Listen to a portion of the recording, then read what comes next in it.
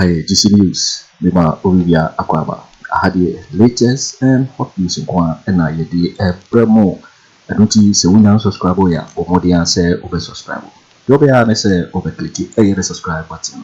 Now, obey notification. We understand a new video be upload also one side and back can be. I feel we are now what like video. Give us a thumbs up, nothing. Share my say what's up. Share now of so now we be here now Bawumia Akoto Ghana Memohan. Afriyie Fíre and Sema Abeto ye proso iti ye nsebuya Akoto.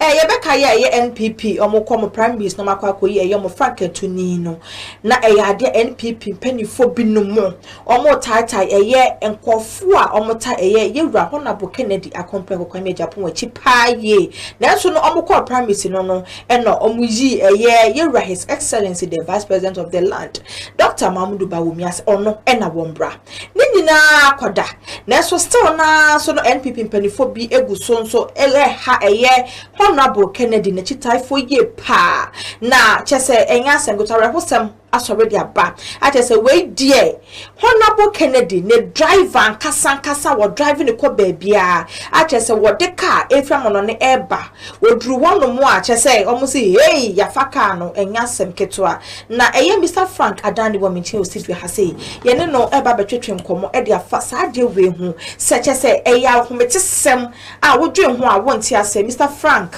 Anapia. Me wakwa aba. Mejoso. Na ho sesen. Oh, nyankopon dom me ho ye. Na ara hosem na me re na ho kakra. Watching juicy news. Na Mr. Frank. Ebetimi a ye say. Wo ye adwuma ma government. Wo ye adwuma ma citizen no. Wo si there bi enipa ba ku for time the chinti no. Me mma wo kwan e ma de a wo de ba no de aba. E wo ho kwan se wo se ba ne sa. Nanapia. Mr. Frank.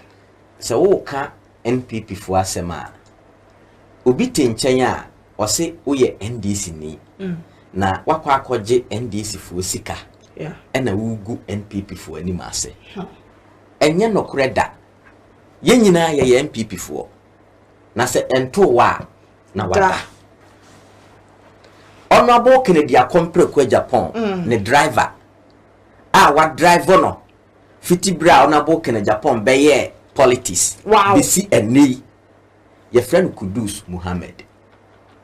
Ne car odi free America eba. Watua duty wa ye bibia. Yemfa car no mana MPP for so mo age car no. Yemfa ma no. Enyina so be no bujang so ma age car no. Enyina so mo gina so ne se. Car no a stolen car. And I say okay. A stolen car. Munya mo hwehwemu te Ghana ha interpol ha yes and na mo ye hwehwemu producer mesro ma me ayi document no interpol approve say cars no a Kudus Muhammad Honorable Kennedy Agyapong driver or the free America buy no enye stolen car eti me ba we to man kasa kra no omunya investigation omunya evidence bia no mu gina so say e stolen car da omunya gina so bia na wonim cars no na ye 2 okay range baako ena pilot baako okay range ne de ye de amano aka pilot no eno na ne boe den efe jai don't go there na rokwa duty no 138,000 Ghana cedis, that is 1.38 billion Ghana cedis.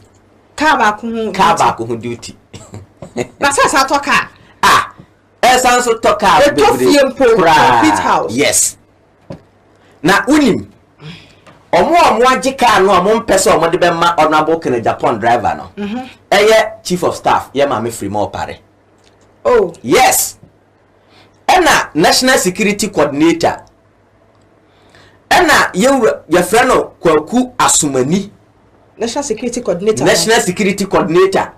ena ye bi ye friend Mr. Asare on a judicial and prosecution at Ghana Police Headquarters.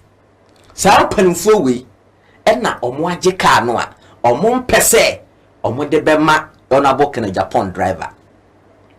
Yes. Now December 7th is around the corner. Na mo atente hu atwatwa moto. Mo sanso abeguru atreja MPP fo. Munya hu hwe mo. Montrase December 7th is around the corner. Na sa mo mpa na toto Mom pen no a. Juicy news. Mom fret honorable Kennedy Agyapong driver no. Na mom fa the car man no. Before December 7th. And this kuromu ha. Some proposition. Ye beba mo akọ. Now winning. Mo no huna Kennedy Agyapong. Na chidifo 50 presidential primaries after presidential primaries. Honorable Kennedy Agyapong kura kasa Jamaica ka kire mo se. Munyai se mu hunu na chidifo no. Na mo ye bi eye. Empanifo se enka efi achi. Eni aboforo. Na so MPP fo de aborane trimeden ne krono nti efi achi wa aboforo. Ena enne modi aya babesi Honorable Kennedy Agyapong na nkasa Kennedy Agyapong ne driver na musuru ade mfere ade na wona wote ho a wono yede wa ya WhatsApp administrator na ya sanso conscientize wa abia ka kire o se wo ye patriot na wo tirimu ye ode no Kennedy Kweku Agyapong driver mpo ene ade we ye no na wo wa wote fa bode beto me chok a wakura ase ekwan kura anye light ni ho network ni ho ensuo mpo wunya bi na wanom omode wo ye dey omo use wa dampe keke ye tufu a wakonya wansi di bi akoto data na wo de social media na udidi yatem say ye NDC fo na me bawo na me NDC na me ga na senka wo na watoka na wakotu duty 1.38 billion Ghana cedis billion Ghana cedis all cedis look at the document na ya say a stolen car ya say a stolen car no Ghana ha Interpol ekura na check ama Interpol release documents e car no enye stolen car dia Ghana mo twa mo fa Kudus Mohammed car ma no se nye kro no abro ne baye otanhunu kwa a mo de take na Japan ne na chidifo a dia ntia mo fa car no ma no na kuya Mr. Frank I am telling the MPP atente hu atwapia moto na mo some more proposition ye bema mo akwaria gede se mo mpe asem mo fra Kudus Mohammed na mo fa ne car ma no na that chief of staff Frema Opare na o minim na denti na oyesa no me say investors ya mo fra mi nyina obi aka asem pa fa no hu na so ma me kwa wanyi nche se wani afika ma se ka wa badaye wahunu ka ko no bi ya de boni obetia na obadwini nipa ho oh ya ma me Frema Opare enya sa de obewu obi abewu okurum ha tumi na mwanya no munnim kaso ensi December 7th na afiri mu nsa atodu Nyankopon na se munya wiase Agyapade na musisi Ghana fo nyina na mo sese Agyapade a mfa so be na mbenya wo so the national coordinator national security coordinator Kwaku Asumani monfa Kudus Mohammed car no ma no mufi se a stolen car and the Interpol at the letter base car no and yes stolen car okay so mo hu say Interpol dia no so kwai wrong o man ka some evidence we here o mo fa mbra bonte winim ana Kudus Mohammed call ho no o mo ka kire ne se o mo ne UK and Canada embassy o mo ye investigation car so free US na UK ni ema Kudus na nkasa tu anamo akọ UK embassy o mo se enya no kore o mo ma ho me bisa bibia kora sa wakọ Canada o mo se dabi ye misa bibia sa they don't have any information of such even wakọ US embassy o say they don't have any information of such na car no enye stolen car ba car we don nika so jama wo mu eye court kra wo so no mko unim sa maka kire Kudus Mohammed se MPP for pa memo mo mfa car no ma no na unim ye mo ko opposition omoko opposition wi a na ya tam o mo de omoko court so what you say so wo power na wo besan so akokotuyama judges yes na wo power wi a sentia ese wo hold obi car abra Interpol clear ne say enye stolen car no ba ba kire within this case JFK is aware. The NPP General Secretary, he is aware. You are Stephen Team National Chairman, he is aware. Hey, yes. I get case to American. No, I come on not to me. Me say abroni baye because of Kennedy Agyapong Kweku Agyapong tinu ye yamana ya wo ya. Esa nse mpanifo bu be bi say anomano ne ntakra ene mane ye fe. Enti ye tutu ho ntakra nyina wo be na wa ye fe.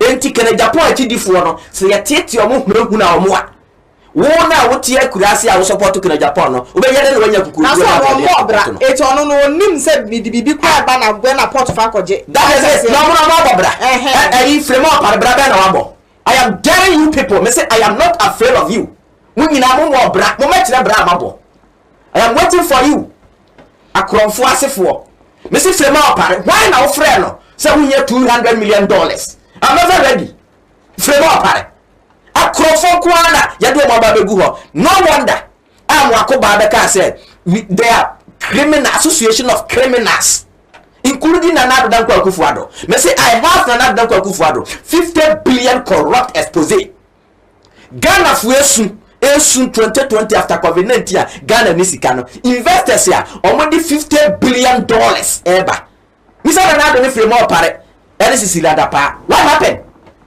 dia be see here me de baba and the only NPP manner omo born abaso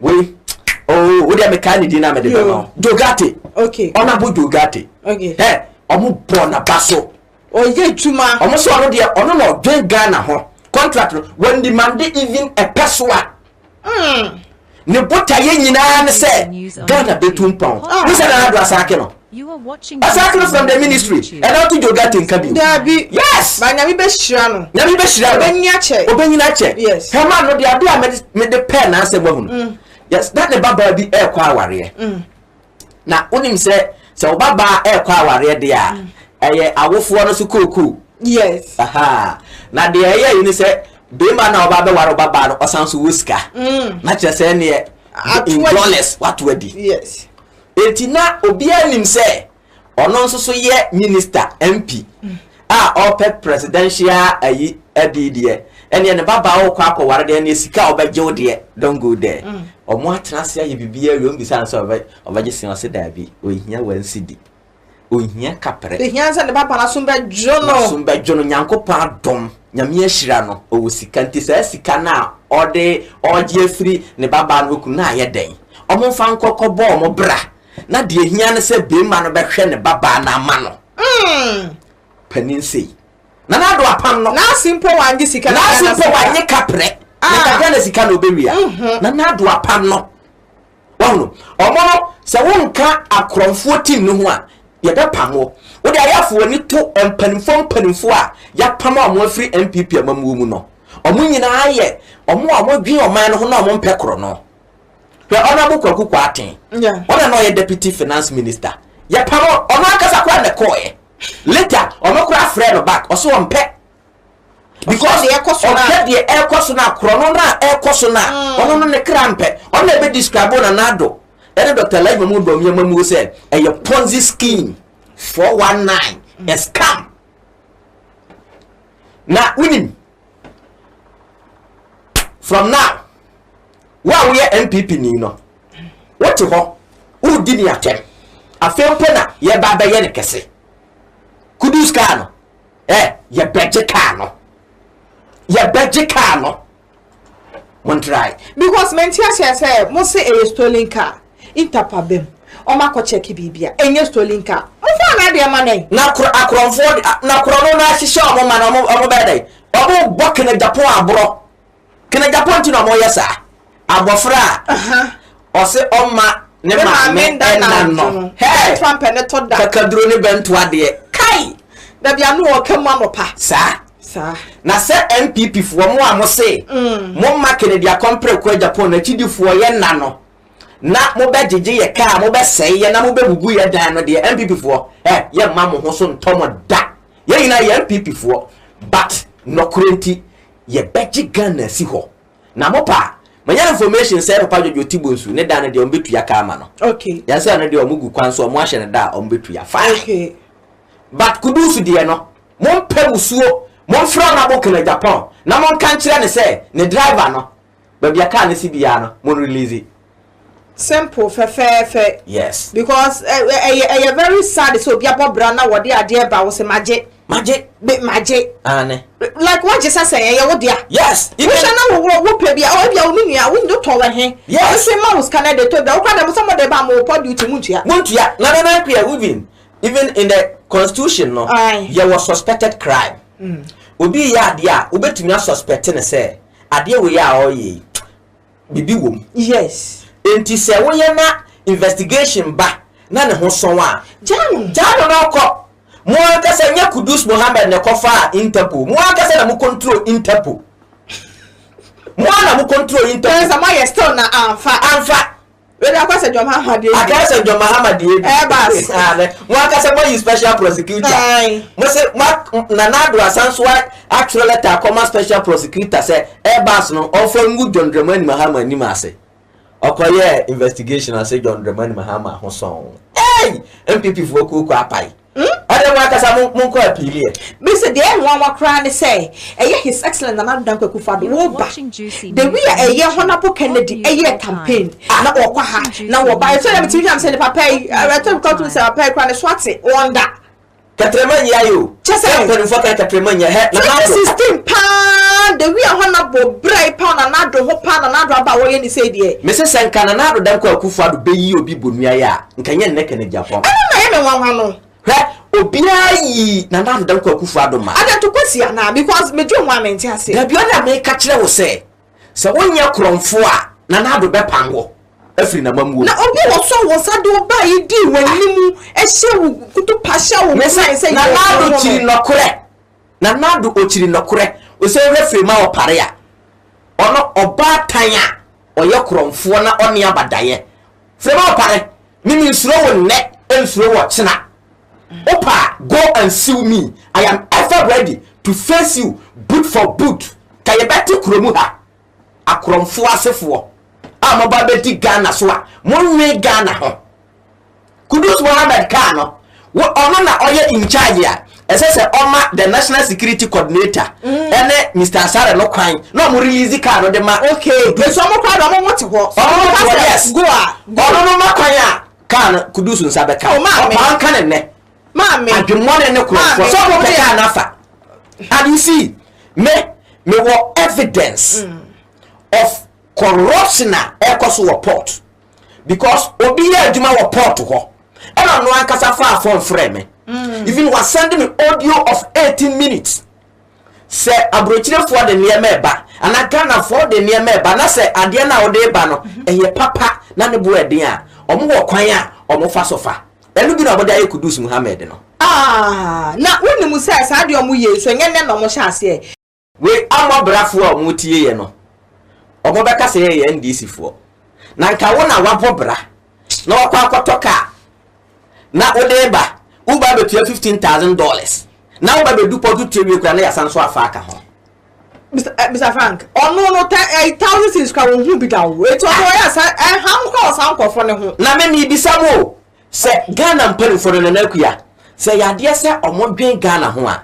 Utie asema abrantie kan ya. Yes. Ho, wo de for instance say bi say Kudus kai 1.38 billion Ghana cedis. In fact say onye sika ntua. Se wo yo man na wo dwen wo ma ho a. De na nka se wo ye. De se wo ka kire ne se okay se ka no kura bo be ka ho a. Ebetumi adu bi a 6 billion. And yes se ane de a 6 billion no but yes 6 billion na obetua 1.38 billion enti se sane de a faka no na mom yenko terms installment yes na before then no ese ope a collateral eba ade a ne bo esom da 1.38 billion no said ye be yes wantimi antua ye betumi afa sha anan enti nka brochire fon komo nya de we kombeye so what you say and yes say oyempo na se wantimi antua na wo fa and ye obi anim say na emra no te on kase wabon krono but abroni bayi ntino na nakuya saka ya ne bo som ni nyina ne duty ni na be cost bi abese 5 billion no so mo ton a on beton bi 10,000 just 100 million and I said so mo moto yes elo kwa no muntua o free paper so de mato yes scam nipa na ofre me free port no o se omo wo garage bi wo ho e ho na omo wi omo niema ni nyina kogu yes e wo port ho da ko yem ponwura ho fa ka no wura ho no mo am sa fa me rati ni ayo oh yeah na sa wo de wonim Sammy say me wo ho na omo frɛ me. Na bo awura ho. Akada krope. Na be ye omo surprise. Ya so life. Wait, life. So ya life. Ne. Mo ti kromu. Mo bedi oman so. Mo hye ye bo akese ye pod duty. Ene Dr. Lajma Mudu Bawumia. What's about duty free? What's Mahama Tong? What's Mahama Tong? Or the 35 good years. Yes. Another question, clarify this. We NPP near Tina. Okay. Porto. And yet, one tongue and I'm duty na Kosuru. The Becca said, Tom, one tongue and I'm duty na Kosura or Bua. Now, T. Say, one tongue. Tema porta. Takura de porto so ya ton. Devi. Na adentina. Tema porto bread ya takura de porto so ne bo kura den se tema porto. This is very logical. Yes. Enti ya watema ena takura de. Fancy ya de tema kwa kosi awowa. Ena NPP communicators enam say ye wura John Dramani Muhammad ya kwa kosi awowa ntina ama ne bo na ye de ntinya aban ne control. Okay. Okay. Takura de so aban so ne control no. E ba ne say na no so no ne bo no so the same adequate. Munyi ya no. Yo wait for because GC news so and now what no say we now subscribe ya but say over subscribe since I had the latest info to Kwana ye dey Frema. Na feel so we are like video no na feel share ma of so na when you do here na we ya Akoto wo Ghana memwa. Also betimi actually what you Afriyie and so we na comment box me weti make in my next video. Thanks for watching. Like and share the video. You can also drop your comment. Please don't forget to subscribe. Click on the bell to turn on the notification.